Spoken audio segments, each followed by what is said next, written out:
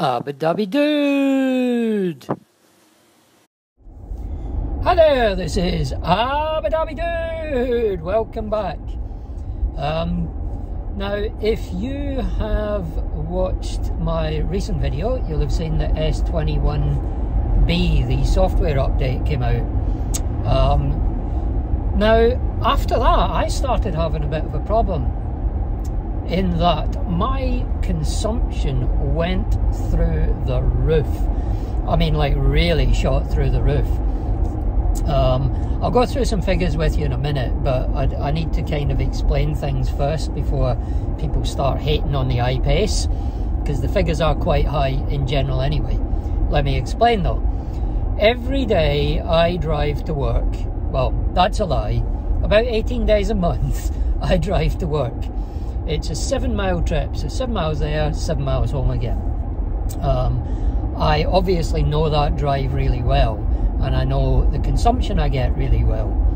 Now, always on a short trip, especially in cold weather, you're going to get higher consumption than you would normally get because you're heating the cabin. You know, a lot of the energy penalties come early on in your drive because the cabin has to get up to whatever temperature you've selected, you know, and in my case that's 23 degrees. Don't judge me. I like my car to be nice and warm. I like everything to be nice and warm. I did live in Abu Dhabi for 10 years.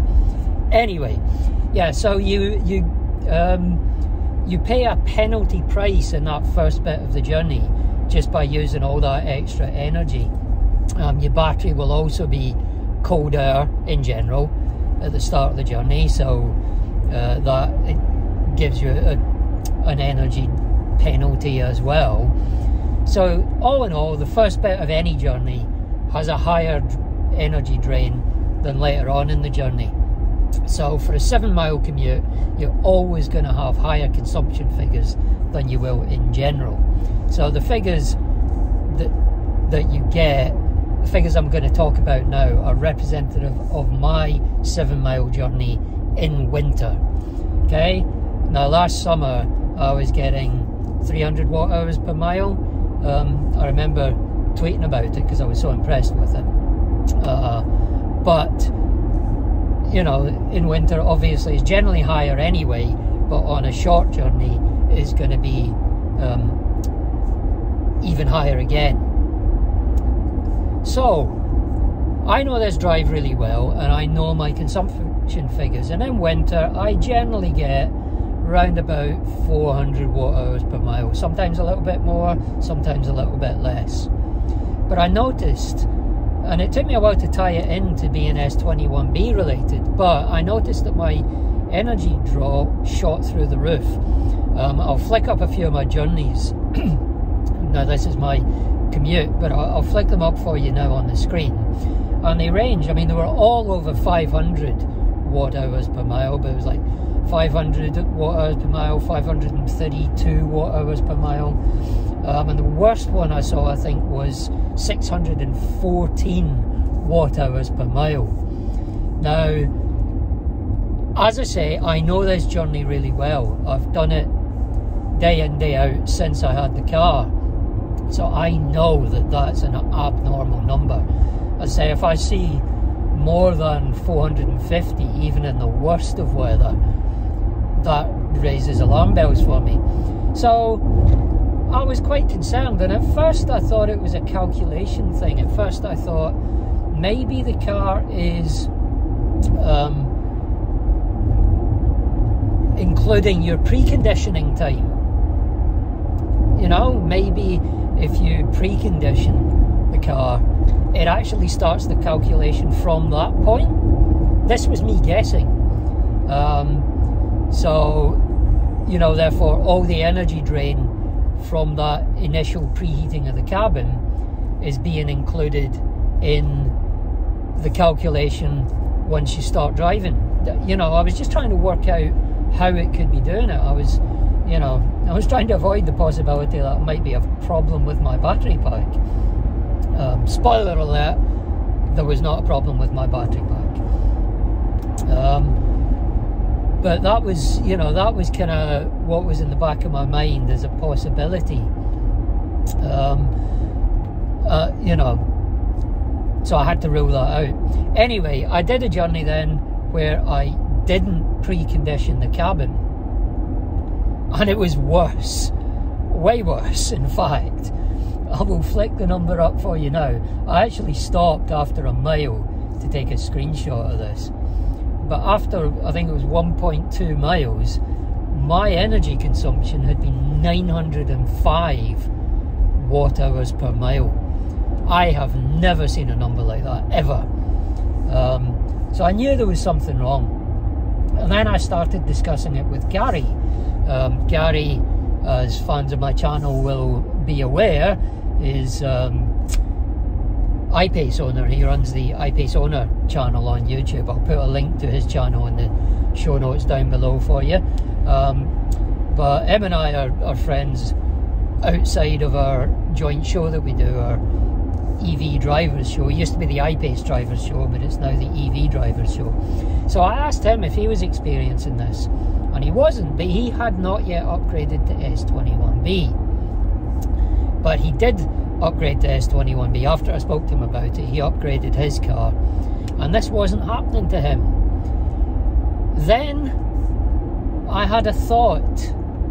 It's rare for me, but I had a thought, and I looked in the smart climate set, or the auto climate settings in the lower touch screen, and what I discovered was that S21B had changed my auto airflow setting from balanced, which is where I usually have it. You can have it soft, balanced or powerful. It switched it to the maximum setting. So that seemed odd, and it seemed weird that it would create such a big difference. But I switched it to balanced, put it back to where it should be, where I normally have it set, which is balanced. And my next journey, now this was a horrendous day. It was terrible weather. It was blowing a gale. I mean, like, I think the winds were about 40 knots actually that day. So, you know, over 40 miles an hour, like getting close to 45 mile an hour gusts. It was freezing cold, it was raining, the roads were wet. It was like the worst possible conditions basically for an EV drive. And as you can see, I was getting 440 watt hours per mile, and everything has gone back to normal. So it's incredible how much difference that auto airflow makes to your consumption. But just by setting it back to balanced, everything in my car has gone back to how it should be now. So there you go. I mean, to go from over 600 watt hours per mile to just over 400 watt hours per mile. Okay, it's short journeys and I can plug in every night, it's not a big deal, but you still want to be as efficient as you can. You know, I mean, the iPace is not the most efficient EV in the world. Slight understatement there. But, you know, it shouldn't be getting numbers like that. And, you know, I don't want it to be worse than it should be. So yeah, got it back to normal just by changing that to balanced. Now you can obviously change it to the lowest setting as well and get even better numbers. But the thing I've found is that on that lowest setting, it doesn't actually, on a cold day, it doesn't really get the cabin hot properly very quickly, and it doesn't maintain it.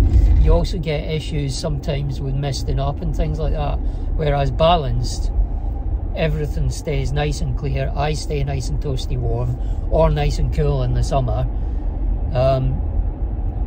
but it doesn't excessively draw power, whereas that maximum setting, the powerful setting, really does. It turns the fan speed up, basically, is what it does, and the fan speed does have quite a significant bearing on your energy usage. So there you go. So what you need to do is get into that lower climate control screen, and then it's the settings screen. Sorry, I should have said it's the settings screen you're looking for. So in the lower touch screen, go into press the little settings button, then tap the climate option on there, and then you select your auto airflow option, and then there you can see the 3 settings: soft, balanced, or yeah, soft, balanced, or powerful. Sorry, just double checking that. So yeah, there you go. That's what you need to do. That's how to fix it if it happens to you. Now, it's not a generic glitch. It's not a bug that everybody with S21B is going to experience, because Gary didn't. But for some reason, my car reset it to powerful and his didn't.